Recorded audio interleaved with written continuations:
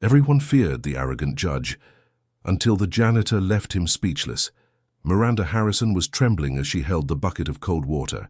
Her breathing was rapid, her heart beating so hard it felt like it might burst out of her chest. She knew that what she was about to do would change her life forever, but she could no longer hold that truth inside. That was when she opened the side door of the courtroom. Judge Arthur Sterling was in the middle of an important trial, his voice echoing through the courtroom as he questioned a witness. Miranda walked toward him, her steps steady despite the fear. Everyone's eyes turned to her, but she didn't stop. She got right up to the bench where he was seated, and before anyone could react, threw all the ice-cold water directly in his face.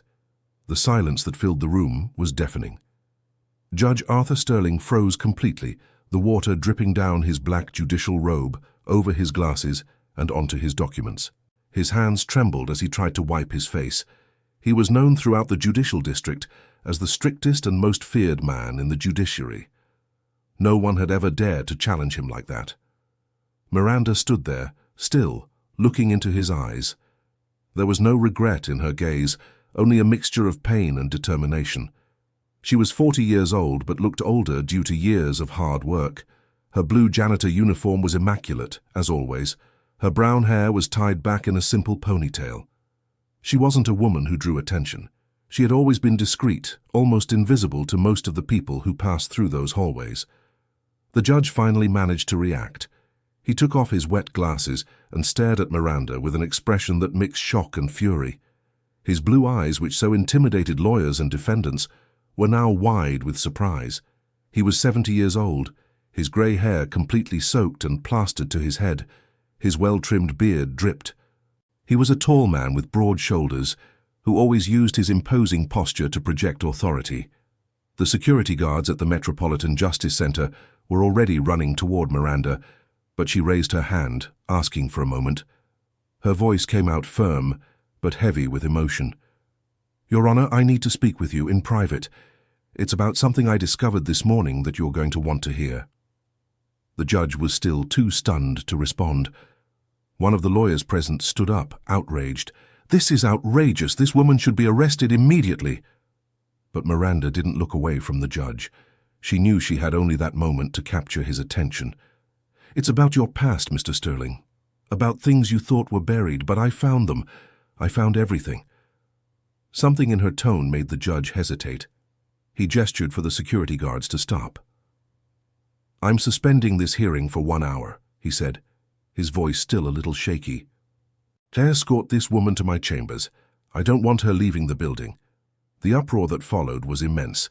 The people at the hearing began whispering among themselves, speculating about what might have happened.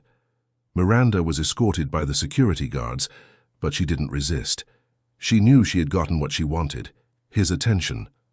As she walked through the hallways of the Metropolitan Justice Center, Miranda thought about how she had gotten there.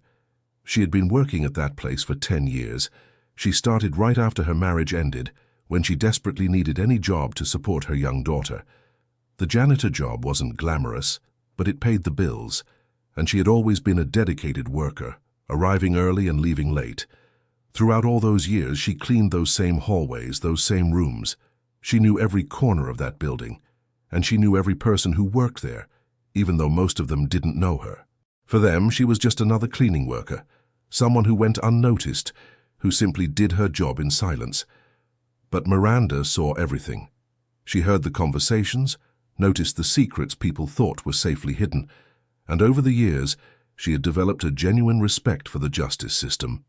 Even while recognizing its flaws, she believed that place had the power to change lives, to make things right. Judge Arthur Sterling, however, had always been a figure who bothered her, not just because he was strict with everyone, but because of the way he treated people. He had a way of looking at the simpler staff like her that made them feel small, insignificant. Several times he had made her redo the cleaning of his chambers over the smallest details. Once he made her clean the floor 3 times because he said he could still see a stain that was, in truth, just a reflection of the light. Miranda always swallowed those humiliations in silence. She needed the job. She had a daughter to raise. She couldn't afford the luxury of talking back or complaining, but it hurt. It hurt a lot. This morning, though, everything changed. Miranda was doing her routine cleaning in the judge's chambers, as she did every morning before he arrived. It was early, around 6 in the morning. The building was practically empty, just a few security guards and cleaning staff. She was wiping down his desk when she spotted a brown leather folder that hadn't been there the day before. The folder was slightly open and some documents had slipped out. Miranda had no intention of snooping, but one of the papers fell to the floor as she ran the cloth over it. As she picked up the document to put it back, her eyes locked onto the printed words, "Birth Certificate." And then she saw the name, Miranda Brooks Harrison, her full name, her date of birth. And in the farther field it read, Arthur Sterling. The document slipped from her hands. She had to brace herself against the desk so she wouldn't collapse. That couldn't be true, it couldn't. But there it was, on official paper, with all the necessary stamps and signatures. Miranda picked up the folder with trembling hands and began sifting through the other documents. There was more. Much more. Old letters, some in her mother's handwriting, others in his. Photographs.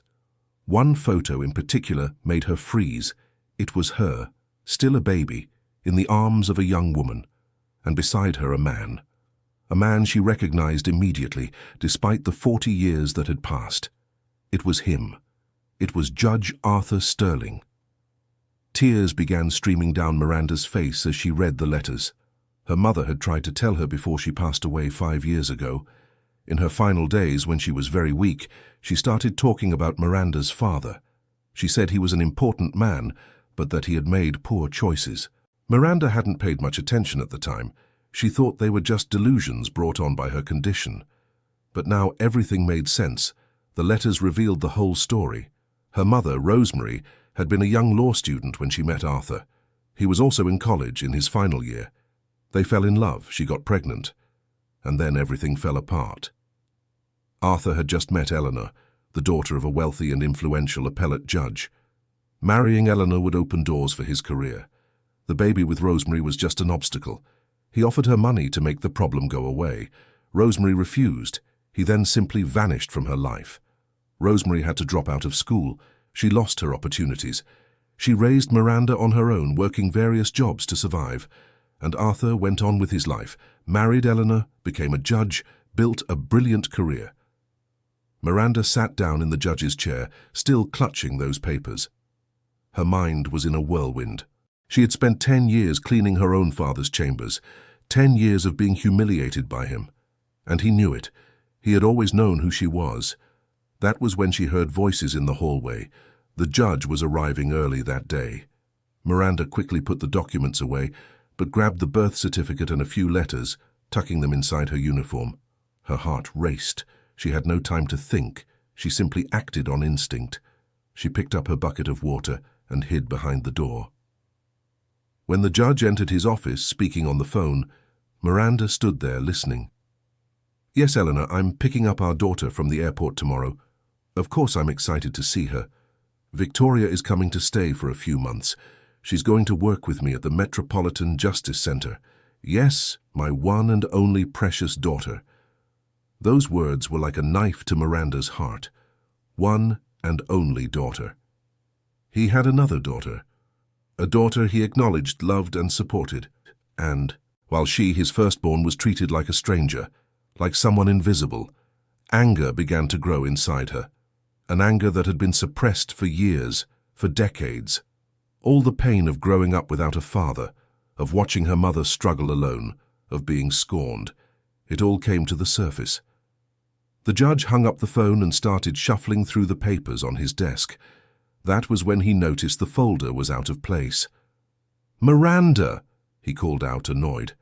"How many times have I told you not to touch my documents?" She came out from behind the door. He turned around, surprised to see her still there. "I didn't touch anything, sir," she said, her voice trembling but steady. "I just found something that fell on the floor, something very interesting. Dear listener, if you're enjoying the story, go ahead and leave a like and, most importantly, subscribe to the channel. It really helps us who are just starting out." Now continuing, the judge looked at her attentively for the first time in all those years. He truly looked. and something in his face changed. He went pale. "What did you find?" he asked, trying to keep his voice steady. Miranda didn't answer. She simply left the office, picked up her bucket full of water that she'd left in the hallway, and came back. She needed a moment to think, to process all of it. But first, she needed to do something that would get his attention, that would force him to listen to her. That's how she ended up walking into that hearing room. That's how she ended up throwing water in the face of the most feared man in the judicial district. Her father. The father who never wanted to be her father. Now sitting in a small room next to his office, with 2 security guards at the door, Miranda waited. Her hands were still trembling, but there was a strange sense of relief. She had done something. She had taken action. She was no longer invisible. The door opened and Judge Arthur Sterling walked in. He had traded his wet judicial robe for a dry suit. His face was serious, but she could see something new in his eyes. Fear? Worry? She wasn't sure. He dismissed the security guards with a gesture and closed the door. They were alone. Father and daughter, though only one of them had admitted that until now. "Explain yourself," he said, his voice controlled, but Miranda noticed a tension in it. She pulled the birth certificate from inside her uniform and placed it on the table. He looked at the document and she saw the moment he recognized it. His hands clenched into fists. "Where did you get this?" "From your office. This morning. It was in a folder you left open. The silence that followed was thick and heavy." The judge pulled out a chair and sat down, suddenly looking much older and wearier. "Miranda," he began, but she cut him off. "No. You have no right to say my name as if you know me, as if you have any claim over me. You abandoned me before I was even born. Your mother told you?" "My mother tried to tell me, but I didn't believe her. I thought they were the delusions of someone very debilitated. But now I've seen the letters. I read everything. I know everything." The judge took a deep breath. He seemed to be fighting an internal battle over what to say. "I was young. I made choices that ruined my mother's life." Miranda stood up, her voice rising. "That made me grow up without a father. That made my mother have to give up her dreams to raise me alone. I offered financial support." "Financial support?" Miranda laughed, but it was a laugh devoid of joy. "You offered her money to get rid of me, so that I wouldn't exist. That's not support, that's cowardice." The judge slammed his hand on the table, his own anger beginning to surface. "I had a career ahead of me, a future. I couldn't throw it all away because of a mistake." "A mistake?" Tears began to stream down Miranda's face. "Is that how you see me? As a mistake?" He realized what he had said and tried to backpedal. "I didn't mean it that way." "But that's exactly what you think. And you know what's worse? You knew who I was. All those years I worked here, you knew I was your daughter, didn't you?" His silence was all the confirmation she needed. "How?" she asked, her voice now weak. "How did you know?" He sighed, defeated. "Your mother, Rosemary. She sent me a photo of you when you were about 15. She said you were doing well, that she didn't need anything from me, but she wanted me to know I had a daughter. When you applied for the job here at the Metropolitan Justice Center, I recognized your name. I recognized you from the photos in your file." Miranda felt her legs go weak. She sat back down. "And you said nothing? Did nothing? You just let me work here? Let me clean your office? Be humiliated by you? Never once telling me who you were?" "I didn't know what to do. If I revealed it, Eleanor would find out everything. Victoria would find out. My career would be ruined." "Your career," Miranda repeated bitterly. "It was always about your career, wasn't it? Never about the people you hurt along the way." The judge stood up and walked to the window, looking outside. "You don't understand the pressure I was under. My father had just passed away, leaving debts. My mother depended on me. The marriage to Eleanor meant security, connections, opportunities. I did what was necessary to survive. And my mother? Me? Didn't we deserve to survive too?" He turned to face her. "I always kept up with your life from a distance. I always knew if you were doing well." "Liar!" Miranda shouted. If you truly cared, you would have helped when Mum got sick, when I had to go into debt to pay for her treatment, when I lost my house because I couldn't pay the bills. You were here in this building watching me clean the hallways while I could barely put food on the table for my daughter. I didn't know things were that difficult because you never asked. You never bothered to ask. The door suddenly opened. A woman walked in without knocking. It was Eleanor, the judge's wife. She was nearly 70, with elegantly styled white hair and expensive clothes. Her face showed confusion and concern. "Arthur, what's going on here? The whole courthouse is talking about a custodian who threw water on you during a hearing. I came immediately." She stopped when she saw the tears on Miranda's face, and then the documents on the table. "Who is this woman?" The judge went pale. Miranda stood up, wiping away her tears. "My name is Miranda Harrison, and I am your husband's daughter." Eleanor staggered as if she'd been punched. She looked at her husband, searching for a denial, an explanation, but he just hung his head. "Arthur," her voice came out in a whisper. "Eleanor, I can explain." "Explain?" she repeated, her voice beginning to rise. "You have a daughter I didn't know existed. It was before we met, long before." "She works here." Eleanor pointed at Miranda. "She works in this Metropolitan Justice Center. You saw her every day." "Yes." Eleanor approached Miranda, looking her up and down. "How old are you?" 40. Eleanor did the math quickly in her head. Her expression shifted from shocked to furious. 40? We were together 40 years ago. You cheated on me." "Eleanor, it wasn't cheating. We weren't even engaged yet." "Don't give me excuses," she yelled. "You had a daughter with another woman and never told me. And she's here working in this building and you never thought to tell me." Miranda felt uncomfortable being the center of that argument. She took a step back. "I'll leave you two to talk." "No," Eleanor said, turning to her. "You stay. I want to hear everything, from the beginning." And then Miranda told her. She told her about her mother, about the abandonment, about growing up without a father. She told her about the struggles, about how she discovered the truth that morning. Eleanor listened to everything in silence, her face showing a range of emotions. When Miranda finished, Eleanor turned to her husband. "How could you? How could you do this to that woman? To this girl? And to me? You made me believe we were a family, that you were an honorable man." "Eleanor, no, I don't want to hear your excuses." She grabbed her purse. "I'm going home.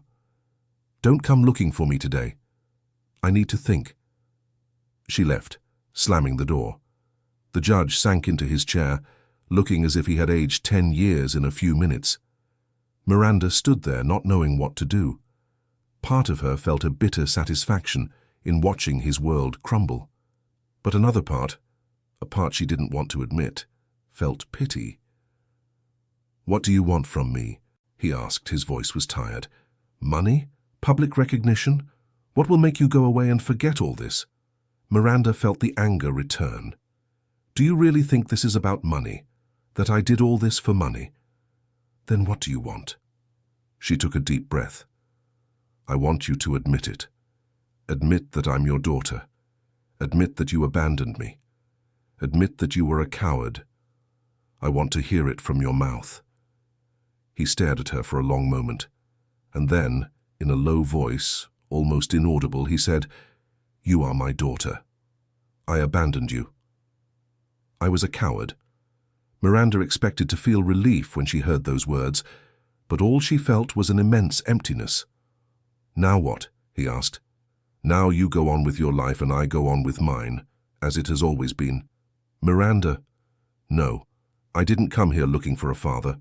I came so that you would know that I exist, that I have always existed, and that you can no longer pretend that it isn't true." She turned to leave, but he called her. "You're going to be fired. The board of the Metropolitan Justice Center won't let you keep working here after what you did." Miranda shrugged.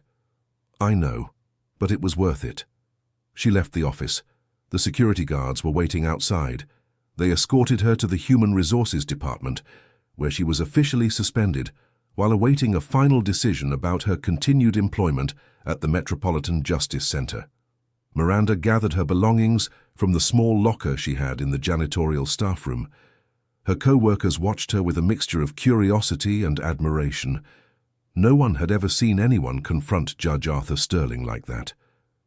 Brenda, an older woman who had worked there longer than Miranda, approached. "Girl, what got into you? Do you know who that man is?" "I know very well who he is, Miss Brenda." "You're going to lose your job." "I know." "And was it worth it?" Miranda thought for a moment. "I don't know yet." She left the Metropolitan Justice Center building and walked through the streets of downtown. It was late afternoon. The sun was beginning to set. She needed to think, to process everything that had happened. Her phone rang. It was her daughter, Sienna, 18 years old. "Mom, are you okay? Where are you?" "I'm fine, sweetheart. I just left work early today." "Are you sure? Your voice sounds strange." Miranda smiled. Sienna could always tell when something was wrong. "A few things happened today, Sienna, important things. When I get home, we'll talk." "Okay, I love you, Mom." "I love you too, sweetheart." Miranda hung up the phone. She had to tell Sienna everything, about the grandfather she never knew, about the truth that had been hidden for so long. The next day, Miranda woke up without having to go to work for the first time in 10 years. It was a strange feeling, almost uncomfortable. She made breakfast and sat down at the table with Sienna. "Mom, what happened yesterday?" "What?" "You promised you'd tell me." Miranda took a deep breath and began to tell the whole story, about Sienna's grandfather, about the abandonment, about discovering the documents. Sienna listened to everything in silence, her eyes growing wider and wider. When Miranda finished, Sienna had tears in her eyes. "Mom, I didn't know. You never talked about my grandfather." "Because I didn't know who he was. Your grandmother Rosemary tried to tell me, but I didn't believe her. I thought it was all in her head. And now, what's going to happen?" "I don't know, sweetheart. I'll probably get fired. I'm going to have to find another job." Sienna took her mother's hand. "We're going to be fine. We always are." Miranda smiled, feeling grateful to have such a mature and understanding daughter. That same morning, Judge Arthur Sterling was in his chambers, trying to focus on work. But it was impossible. His mind was completely consumed by the events of the previous day. Eleanor hadn't come home the night before. She only called to say she was at a friend's house and needed some space. Her tone of voice was cold, distant. He had never heard her speak that way. And Victoria, his daughter, was arriving from the airport any moment now. He didn't know how he was going to tell her about Miranda, or if he even should. The secretary knocked on the door. "Mr. Sterling, your daughter is here." His heart tightened. For a moment, he didn't know which daughter she was referring to. But then Victoria walked into the chambers, all smiles, and he relaxed. Victoria was 38, a lawyer, educated at the best universities. She was tall, slim, blonde like her mother. She had always been the joy of his life, his only daughter. Or at least that's what he had always thought. "Dad!" she hugged him. "It's been so long." "Victoria, my dear. So good to see you." She pulled back and looked at him carefully. "Are you okay?" "You look tired. Just work stress. I heard something strange happened yesterday. An employee threw water on you during a hearing." He froze. Of course she had already heard. News traveled fast, especially in small environments like the courthouse. "It was a misunderstanding. It's already resolved." "A misunderstanding, Dad? That's not normal. What's going on?" He sighed. There was no way to hide the truth from Victoria for long. "Sit down, sweetheart. I need to tell you something." And then he told her. About Rosemary, about Miranda, about everything. Victoria listened in complete silence, her face showing shock and then something that seemed like disappointment. When he finished, she stood up and walked to the window. "So I have a sister." Her voice was controlled, but he could feel the tension in it. "Yes." "A sister you abandoned? Who you let grow up without a father?" Victoria. Things were different back then. "No, they weren't." She turned to face him. "You made a choice. A selfish choice. You chose your career, your comfort, instead of taking responsibility for the daughter you had. I was young. So what? That's not an excuse. My God, Dad, I thought I knew you. I thought you were an upright, fair man. And now I find out you abandoned a daughter. Victoria, please try to understand. Understand what? That I grew up with every privilege while my sister, grew up with nothing? That she worked here, in this very building, cleaning your office while you pretended she didn't exist? She grabbed her purse. I need some time. I need to think about all of this. Victoria, don't leave like this. I need to, Dad. I really do. She walked out, leaving the judge alone in his chambers. He sank into his chair, burying his head in his hands. His world was crumbling. His wife wouldn't speak to him. His daughter was disappointed. And Miranda. Miranda hated him. Meanwhile, Miranda was at home, browsing the internet for jobs. She didn't have a college degree, didn't have specialized skills. Her options were limited. Sienna was in her room studying for the college entrance exams. She wanted to be a teacher, always had. Miranda had saved up for years to pay for her daughter's tuition, but now, without a job, she didn't know how she'd manage. The phone rang. It was an unknown number. Hello? Miranda Harrison, a woman's voice said. Yes, that's me. My name is Victoria Sterling. I'm Judge Arthur Sterling's daughter. I'd like to talk to you. Can we meet? Miranda was silent for a moment, surprised. How did you get my number? I'm a lawyer. I have my ways. Please, I'd really like to talk. It won't take long. Miranda hesitated. She didn't know if she was ready to meet her half-sister, but there was something in Victoria's voice, a sincerity, that made her agree. All right. Where? There's a coffee shop near the Metropolitan Justice Center. The Corner Grind. Do you know it? I do. When? This afternoon, say 3 o'clock. All right. Miranda hung up, feeling a mix of nervousness and curiosity. She didn't know what to expect from that meeting. At 3 o'clock, Miranda was sitting at a table in the back of the coffee shop, nervously stirring her cup of coffee. She had dressed up more than usual, wanting to make a good impression, but then she wondered why she even cared. Victoria walked into the coffee shop right on time. She was different from what Miranda had imagined. Yes, she was elegant and well-dressed, but there was something approachable about her manner. She smiled when she saw Miranda and walked over to the table. Miranda! She extended her hand. I'm Victoria. Miranda shook her hand, noting how firm her grip was. Hello. Victoria ordered a coffee and then sat down, looking at Miranda carefully. Thank you for agreeing to meet me. I know this must be strange for you. It is, a little. My father told me everything. About you, about your mother, about the abandonment. Miranda said nothing, just waited to see where this conversation would go. I wanted to say that I'm so sorry. Sorry for what you went through. Sorry that I had everything while you had nothing. It's not your fault. I know, but still, it's hard to process, finding out that I have a sister and that she was treated that way. They were silent for a moment. Miranda watched Victoria, looking for similarities. She had the same blue eyes as their father, and something about the way she tilted her head was familiar. Why did you want to meet me? Miranda finally asked. Because you're my sister, and I want to get to know you. We're strangers.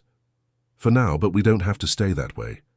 Miranda felt something stir inside her, a hope she didn't know she still had. I don't know if I can do this, she said honestly. I don't know if I can just accept you into my life like that. I understand, and I'm not asking you to. I'm just saying that if you ever want to someday get to know your sister, I'm here. Victoria took a business card from her purse and placed it on the table. That's my number. You can call me whenever you want, or never. The choice is yours. She stood up to leave, but Miranda called out to her, Victoria, yes? You seem like a good person. Not what I expected. Victoria smiled sadly. And you're not what I expected either. Actually, you're so much better. Dear listener, if you're enjoying the story, go ahead and leave a like and, most importantly, subscribe to the channel. It really helps us who are just starting out. Now, continuing. After Victoria left, Miranda stayed sitting at the cafe for another hour, thinking about everything. She looked at the business card, running her finger over the embossed letters. Victoria Sterling, attorney. When she got home, Sienna was eager to know how the meeting had gone. "So, Mom, how was meeting your half-sister? It was different from what I expected. She seems genuine. Are you going to stay in touch with her?" "I don't know yet. I need to think." In the following days, Miranda kept looking for a job, but without any luck. News about the incident at the courthouse had spread, and no one wanted to hire the woman who had thrown water at the most important judge in the city. She was starting to panic when she received a call from the Metropolitan Justice Center. It was the new Human Resources Coordinator. "Ms. Miranda, we need you to come in tomorrow for a disciplinary hearing. It will be decided whether you'll be terminated or receive another punishment." "All right, I'll be there." That night, Miranda barely got any sleep. She knew she would probably be fired. And then what would she do? How would she pay the bills? How would she make sure Sienna could go to college? The next day, she arrived at the courthouse wearing her best outfit. It wasn't much, just a pair of black pants and a simple white blouse. But it was clean and neatly pressed. The disciplinary hearing was held in the meeting room on the second floor. When Miranda walked in, she saw 5 people seated at the table: the Human Resources Coordinator, 2 members of the court's administrative board, and, to her surprise, Victoria and Judge Arthur. Everyone stood up when she entered.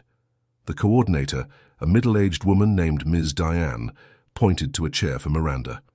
"Ms. Miranda, thank you for coming. We're here today to discuss the incident that occurred a week ago.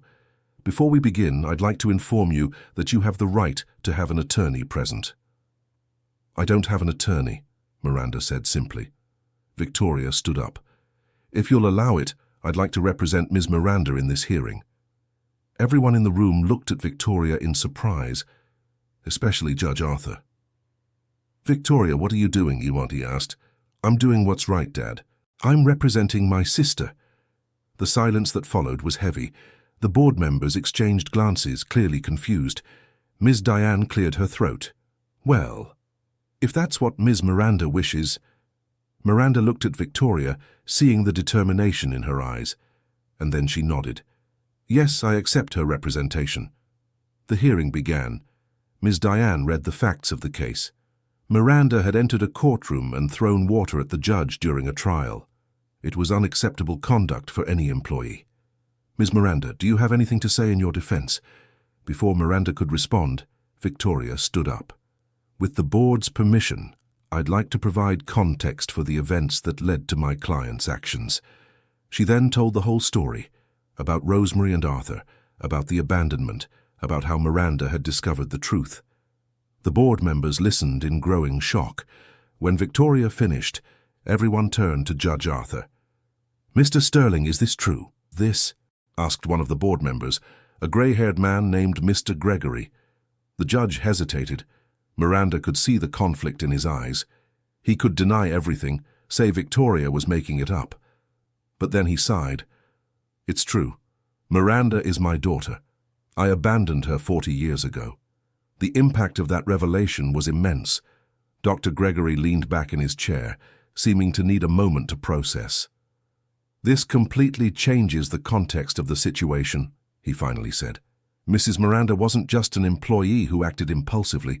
She was a daughter who discovered a devastating truth and reacted emotionally." Ms. Diane agreed. "Even so, there was a clear violation of the court's protocol." "Protocol?" Victoria interrupted. "What protocol is more important than recognizing that my client was a victim of abandonment by the very man who was supposed to represent justice in this place?" "Miss Sterling, please control your tone," Ms. Diane said, but there was less conviction in her voice now. The second board member, a woman named Ms. Judith, leaned forward. "Mrs. Miranda, did you know that Judge Sterling was your father before the incident?" "No, ma'am. I found out that morning, when I was cleaning his office. He had forgotten a folder with documents left open." "And why didn't you seek the appropriate channels to deal with this? Why didn't you go to the Human Resources Department?" Miranda thought carefully about her answer. Because I was in shock. Because I had spent 10 years working in that place, being humiliated by him, without knowing he was my father. Because I was angry. Because I'm human, and I made a mistake by acting on impulse. Miss Judith nodded, showing understanding. Judge Sterling finally stood up. If you'll allow me, I'd like to speak. Everyone looked at him. What Miranda did was wrong from a protocol standpoint. But she shouldn't be punished for it. The person who should be punished is me. I knew who she was. I hired her knowing she was my daughter, and I never said anything. I kept her in a submissive position where I could control her without having to acknowledge her publicly. That is abuse of power. That is psychological harassment, and I should be the only one held accountable here. The silence in the room was absolute. Miranda looked at her father, surprised. She never expected him to admit this publicly. Mr. Gregory exchanged glances with Miss Judith and Miss Diane. Mr. Sterling, are you aware that what you've just admitted could result in an investigation into your conduct? I am, and I'm prepared to face the consequences. The hearing was suspended so the board could deliberate in private. Miranda, Victoria, and Judge Sterling were left alone in the waiting room. The silence between them was uncomfortable. Victoria tried to break the ice. Miranda, would you like some coffee? No, thank you. Dad? He just shook his head. Victoria sat down next to Miranda. You were very brave in there. I don't feel brave, I feel scared. That's normal, but you're doing the right thing. Miranda looked at her. Why are you doing this? Why are you helping me? Because it's the right thing to do, and because I want to get to know my sister. I want to have a relationship with you if you'll let me. Before Miranda could respond, the door opened and they were called back into the room. Mr. Gregory cleared his throat. After deliberating, we have reached a decision. Mrs. Miranda, your action was unacceptable and clearly violates the court's standards of conduct. However, considering the extraordinary circumstances that led to this action, we have decided that a 3-month suspension without pay is an adequate punishment. After that period, you may return to work.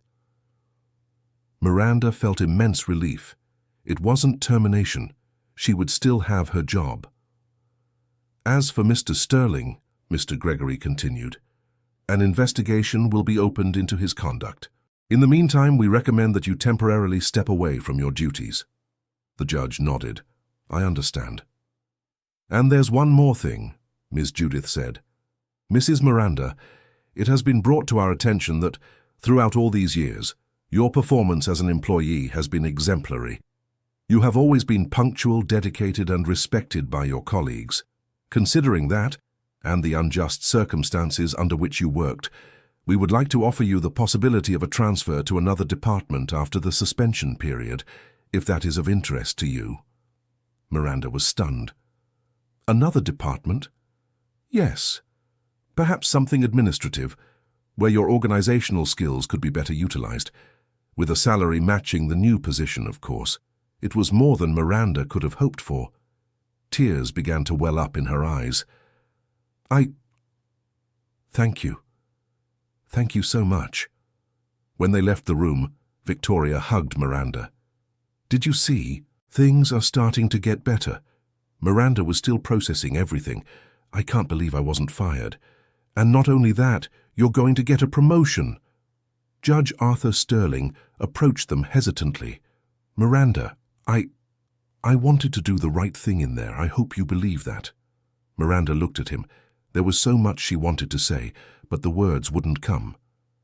I don't know if I can forgive you, she said finally. Not now, maybe never, but I do recognize that you tried to do the right thing today.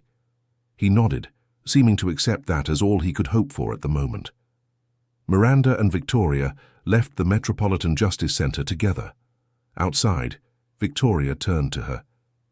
Miranda, I know this is a lot to process, but would you like to have dinner with me tonight? Just the two of us.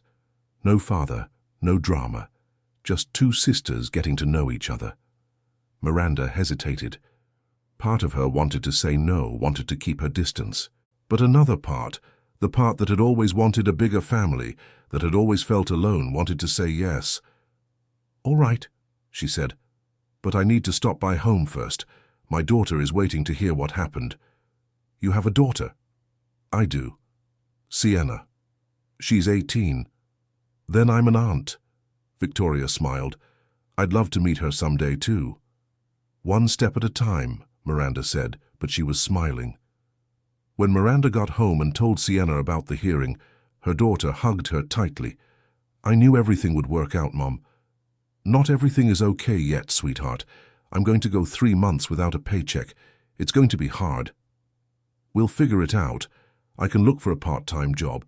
"No, you need to focus on your studies. The college entrance exams are coming up." "But Mom," "No buts. We're going to be fine. I have some savings.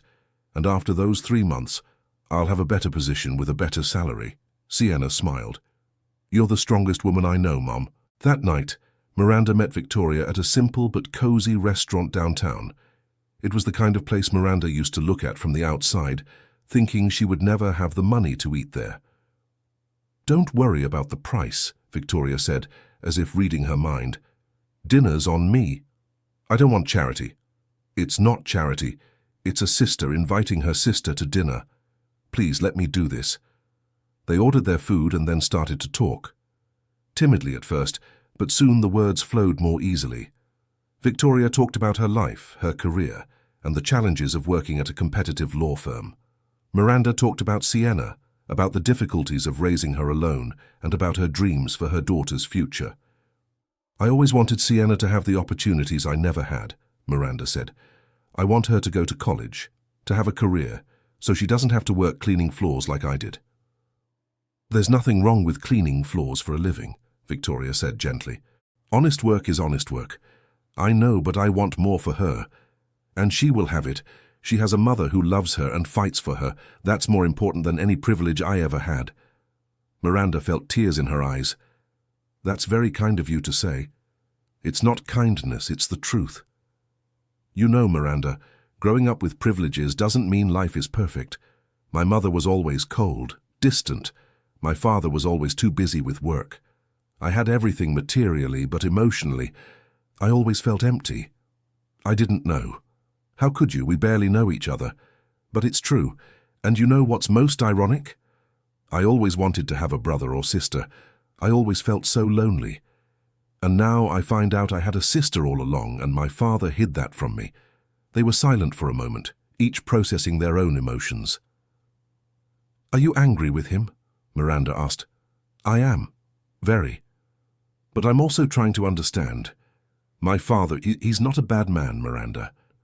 He's a weak man who made bad choices, and now he's having to face the consequences of those choices. You're more compassionate than I am."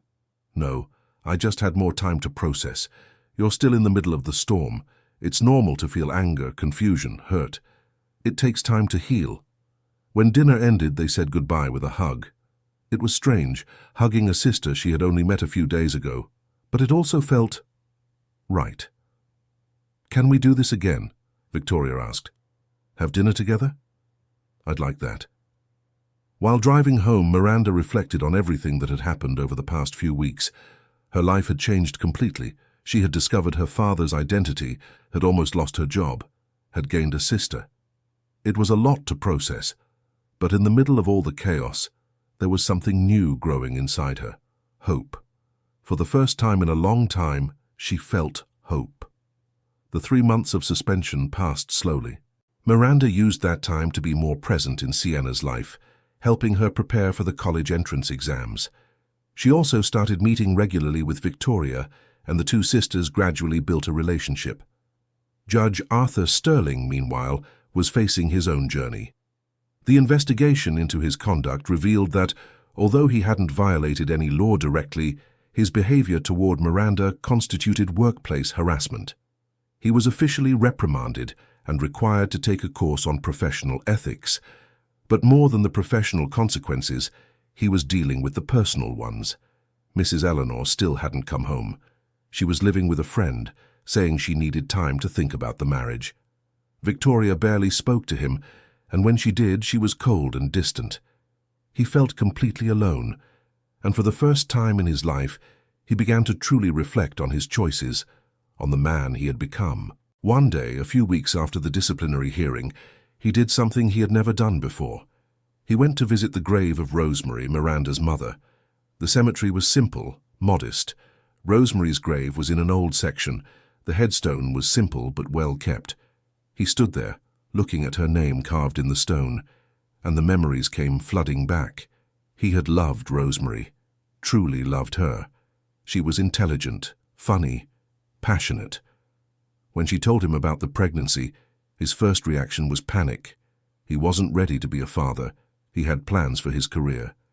And then Mrs. Eleanor appeared with all her connections, her wealth, her promises of a bright future. The choice seemed obvious at the time, but now, standing before Rosemary's grave, he realized how much he had lost. He had lost the chance to watch his daughter grow up. He had lost the chance to build a life with a woman who truly loved him for who he was, not for what he could become. "So I'm so sorry, Rosemary," he said out loud, tears streaming down his face. "I was a coward. I was selfish, and you paid the price for it. You and Miranda." He stood there for a long time, letting himself cry for the first time in decades. When he finally left the cemetery, he felt lighter, as if a weight had been lifted from his shoulders.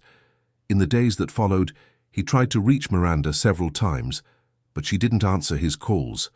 He wrote letters, but never sent them, not knowing what to say. It was Victoria who finally helped him. "Dad, if you really want to make amends, you need to do more than just apologize. You need to show that you've changed." "How? How do I do that?" "By doing something meaningful, something that shows you understand the harm you've caused not just to Miranda, but to other people too." And that's how the idea was born. Judge Arthur used his connections and his position to help create a program at the Metropolitan Justice Center, aimed at helping parents who had abandoned their children reconnect with them. It was a mediation program that offered legal and psychological support to both parents and children. It wasn't much, and it certainly didn't erase what he had done, but it was a start. When Miranda returned to the courthouse after her suspension, she was warmly welcomed by her former co-workers. She was transferred to the administrative department, where she would have far greater responsibilities than before. Her new boss, Mr. Lawrence, was a kind man in his 50s. "Ms. Miranda, it's a pleasure to have you on our team. I've heard a lot about your dedication and professionalism." "Thank you, sir. And please just call me Lawrence. We're not very formal around here." Miranda smiled. It was a completely different environment from what she was used to. People treated her with respect as a colleague, not just as a cleaning staff member. In the first few weeks, she struggled a bit to adapt. There was a lot to learn, but Lawrence was patient and always willing to help. Brenda, her former colleague from the cleaning staff, visited her regularly during lunch breaks. "Look at you, all important now," Brenda teased. "I'm not important, Miss Brenda. I just have a different job." "Don't be modest, girl. You deserve this, after everything you've been through." One day, about a month after her return, Miranda was working on her computer when she saw Judge Arthur passing by in the hallway. They made eye contact for a moment, but she quickly looked away and went back to work. He stopped at her office door. "Miranda, do you have a minute?" She hesitated, but then nodded. "What do you need?" "I wanted to tell you about something. A new project we're starting here at the Metropolitan Justice Center." He explained the mediation program for parents and children. Miranda listened in silence. "Why are you telling me this?" "Because you were the inspiration. What happened between us made me realize there must be many other families in similar situations, and if we can help at least some of them reconnect to heal, that doesn't change what you did to me. I know, and I'm not trying to buy your forgiveness. I'm just trying to make something good come out of this horrible situation." Miranda looked at him, seeing the sincerity in his eyes. I think it's a good idea. The program. Thank you. That means a lot coming from you." He turned to leave, but Miranda called out to him. "Mr. Arthur?" "Yes." "I still can't forgive you. I don't know if I ever will, but I recognize that you're trying, and that counts for something." He nodded, and she saw tears in his eyes before he turned and quickly walked away. Dear listener, if you're enjoying the story, go ahead and leave a like and, most importantly, subscribe to the channel. It really helps us who are just starting out. Now, continuing. That night, Miranda told Sienna about the conversation with her grandfather. "Do you think you'll ever be able to forgive him?" Sienna asked. "I don't know, sweetheart. It's very complicated. He hurt me a lot. He hurt your grandmother too, but at the same time, he's my father. And part of me, a small part, would like to have some kind of relationship with him. I think you should do what your heart tells you, Mom. There's no right or wrong answer here." Miranda hugged her daughter, feeling grateful for having raised such a mature and understanding young woman. A few weeks later, Victoria invited Miranda to lunch. They met at an elegant restaurant downtown. "Miranda, I have some news," Victoria said, looking excited. "What is it?" "I convinced my mother to talk to you." Miranda felt her stomach tighten. "Eleanor wants to meet me." "Yes, it took a while, but she finally agreed. She's curious about you." "I don't know if I'm ready for that." "You don't have to decide right now. But think about it, okay? I think it would be good for both of you." Miranda spent the next few days thinking about it, meeting Eleanor, her father's wife, the woman who had everything her mother didn't. It was a daunting prospect, but it was also an opportunity to close another chapter, to understand the whole situation better. Finally, she agreed. The meeting was set at Victoria's house on a Saturday afternoon. Miranda brought Sienna with her for moral support. Eleanor was there when they arrived. She was an elegant woman, even at nearly 70 years old. Her white hair was impeccably styled, and she wore an expensive but understated outfit.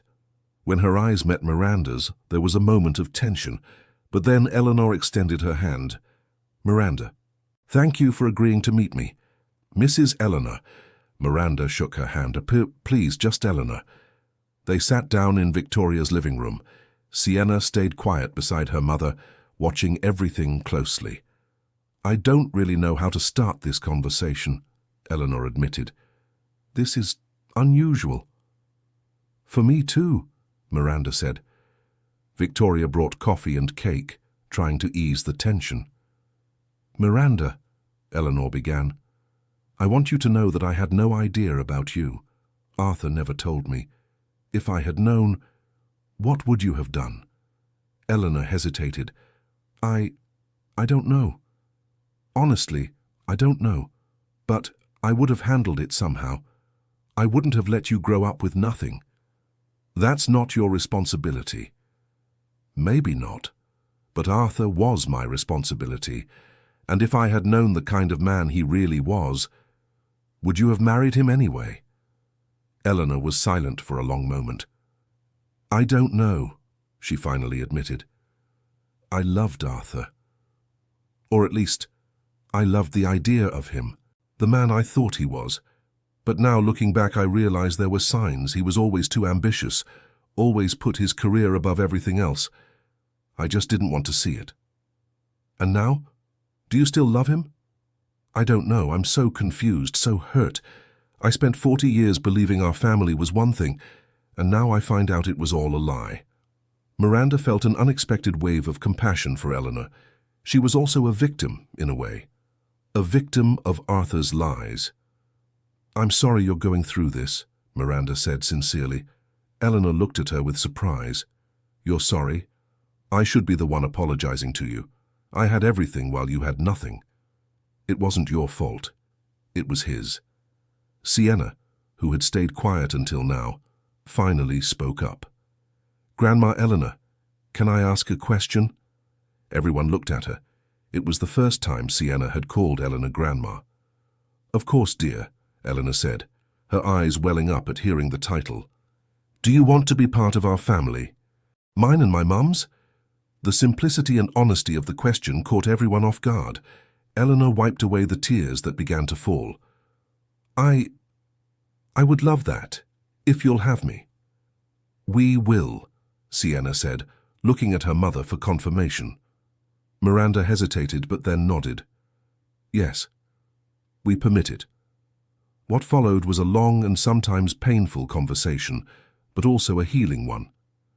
Eleanor told her about her marriage to Arthur, about the ups and downs, about how she had always wanted more children, but hadn't been able to have them, about how that made her feel inadequate, incomplete. "I always thought it was my fault," she said, "that there was something wrong with me. Arthur never said anything, but I felt he blamed me for not giving him more children. And now I find out he had children, that the problem was never mine." "How many children does he have?" Miranda asked suddenly. "Besides me and Victoria? Are there others?" Victoria and Eleanor exchanged glances. "We suspect so," Victoria said hesitantly. "During the investigation into his conduct, some things came to light, rumors about other women over the years." Miranda felt the ground shift beneath her feet. "How many?" "We don't know for sure. But there are at least 2 other women who reached out to me after the story spread," Victoria explained. "Both say they had relationships with our father and that he abandoned them when they became pregnant." The silence that followed was heavy. Miranda tried to process this information. She wasn't the only one. There were others like her, other abandoned children. "Where are these people now?" she asked. "One lives here in the city, the other is in another state. I was waiting for the right moment to tell you." "And are you in contact with them?" "I am. They want to meet you, and I thought maybe we could all get together, meet our siblings." It was a lot to process. Miranda had spent her entire life thinking she was an only child, and now she discovered she had not just one, but potentially several sisters and brothers. "I need to think about this," she said. "Of course, there's no rush." When Miranda and Sienna returned home that night, both were emotionally exhausted. "Mom, are you okay?" Sienna asked. "Yes, sweetheart. It's a lot. It's a lot to process." "I understand. But you know what I think. I think that in the end, this could be a good thing. You can have a real family now, a family that loves you and accepts you." Miranda smiled, hugging her daughter. "When did you get so wise?" "I learned from the best," Sienna replied, smiling back. In the following weeks, Victoria arranged meetings among all the half-siblings. The first was with Rachel, a 35-year-old woman who worked as a nurse. She told a story very similar to Miranda's. Her mother had gotten involved with Arthur when he was already a judge, had become pregnant, and he had abandoned her. "My mother never recovered," Rachel said, her hands trembling as she held her coffee cup. "She developed psychological problems, spent years in treatment, and I grew up seeing that, seeing how a powerful man had destroyed her life and then simply moved on." The second meeting was with Logan, a 25-year-old man who worked as a mechanic. His story was a bit different. His mother had been a lawyer who worked with Arthur on a case. They had a brief affair, she became pregnant, and when she told him, he offered her money to have an abortion. She refused and raised Logan on her own, but her career suffered because of the stigma and the difficulties of being a single mother.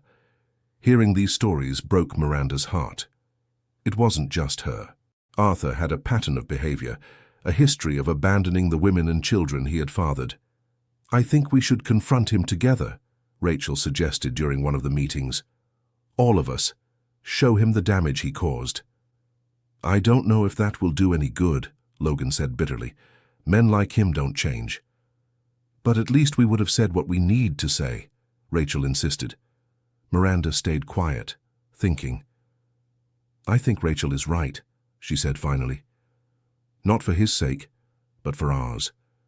We deserve to tell him face to face how his actions affected us." Victoria agreed. "I'll organize it, but you all need to be prepared. He won't take it well." The meeting was set for the following week at Arthur's house.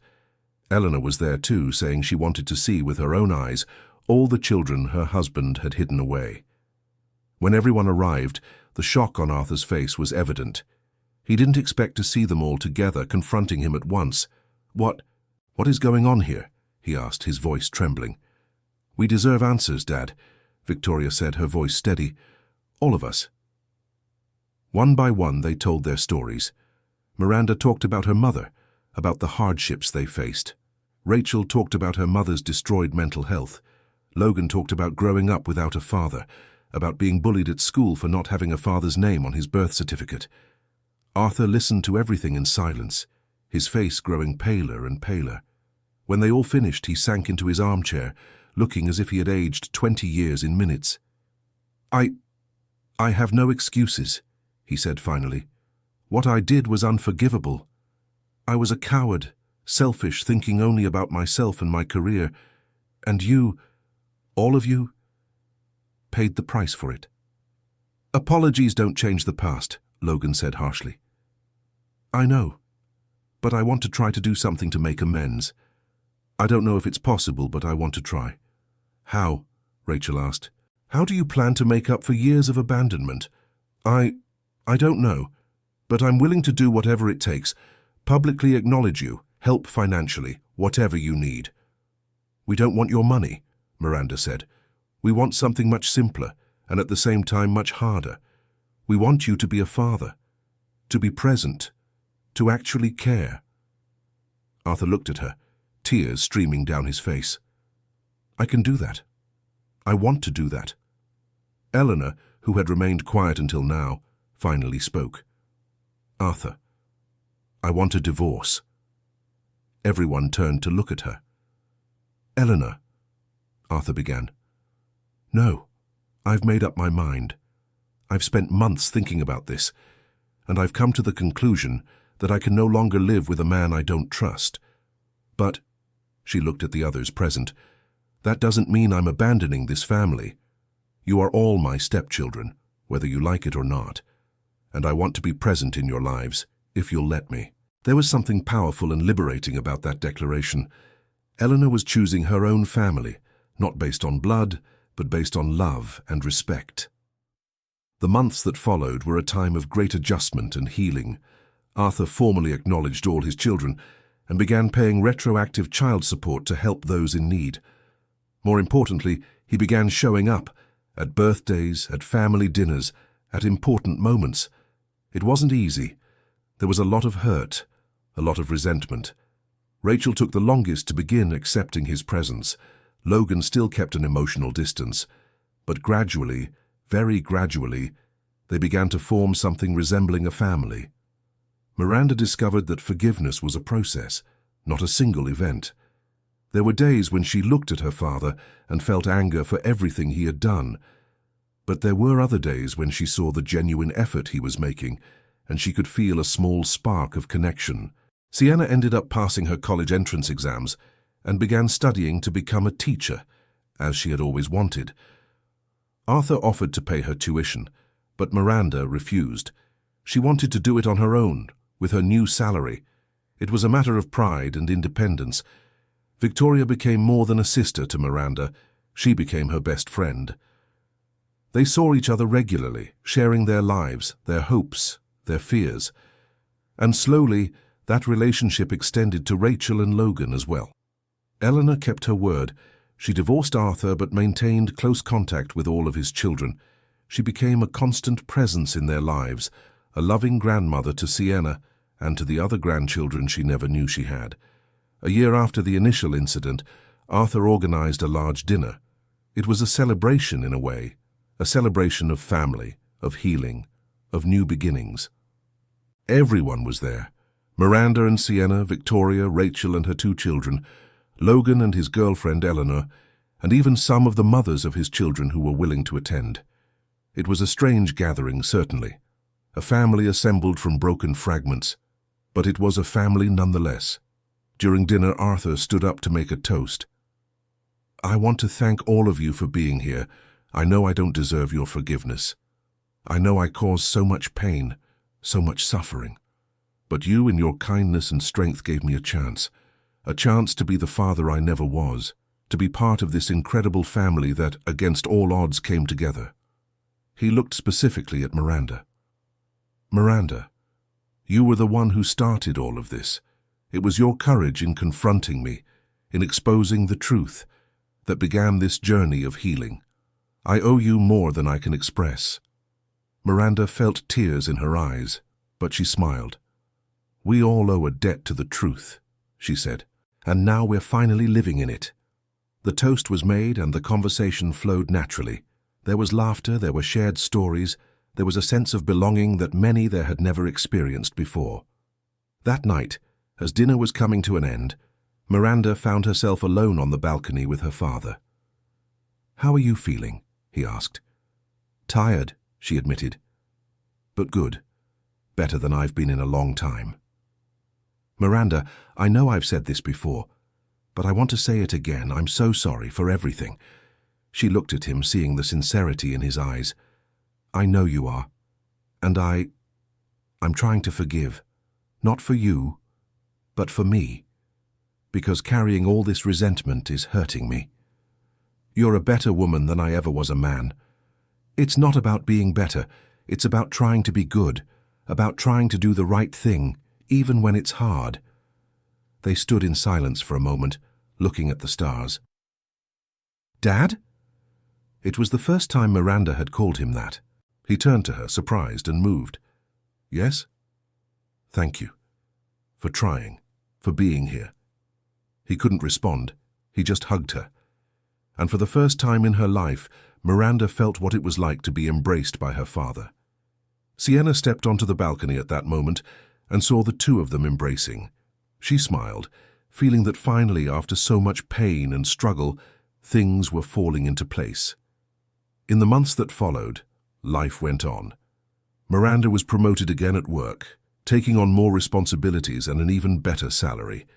Sienna was loving college, and the family that had formed continued to grow and grow stronger. It wasn't perfect. There were still moments of tension, of conflict, but it was real, it was honest, and it was theirs. The program Arthur had started at the Metropolitan Justice Center to help families reconnect was growing and helping many people. Miranda even began volunteering with the program, using her own experience to help others who were going through similar situations. Rachel found peace through therapy and forgave Arthur more completely than she ever thought possible. Logan still kept some distance, but he showed up for important family events and was gradually building a relationship with his father. Victoria and Eleanor became almost inseparable, and they often included Miranda and Sienna in their plans. They formed their own circle of strong women, supporting each other through the ups and downs of life. 2 years after the initial incident, another important event took place. Sienna graduated from her first year of college with honors, and the whole family gathered to celebrate. During the celebration, Arthur stood up once again to make a speech. "Sienna, you are living proof that the best things can come even from the most difficult situations. You were raised by an incredible mother who, despite all the obstacles, gave you all the love and support you needed. And now you're on your way to becoming a wonderful teacher. I am so proud to be your grandfather." Sienna stood up and hugged Arthur. "Thank you, Grandpa, for the support and for being here." It was a simple but meaningful moment, showing that healing was possible, that families could be rebuilt, that love could grow even in the most unlikely places. Miranda watched it all with tears of joy in her eyes. She thought about everything that had happened, about the entire journey since that day. She threw water in the face of the most feared judge in the judicial district. She never imagined that that act of desperation and anger would lead to all of this, to a family, to healing, to a better future. But life had a strange way of surprising you. As the sun set and the celebration continued, Miranda felt a deep peace. Not because everything was perfect, but because finally, after so many years, she knew who she was.